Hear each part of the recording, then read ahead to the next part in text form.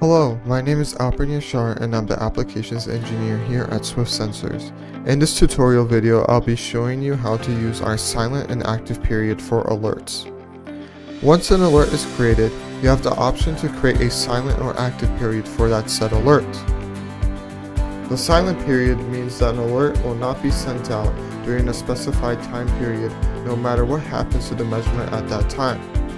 For example, if a measurement goes into high critical for longer than the delay period, but it's within the silent period, then the alert won't be sent out.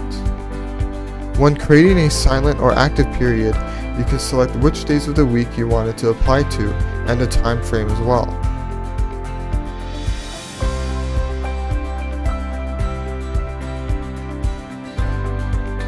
The active period is the inverse. The alert will only be active during the specified period. If an event occurs outside of this period, an alert will not be sent out.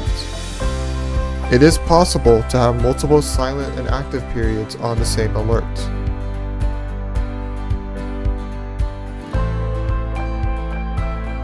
But of course, if you want 24/7 alerting capabilities, do not create one of these, and you'll be perfectly fine. Thank you for watching.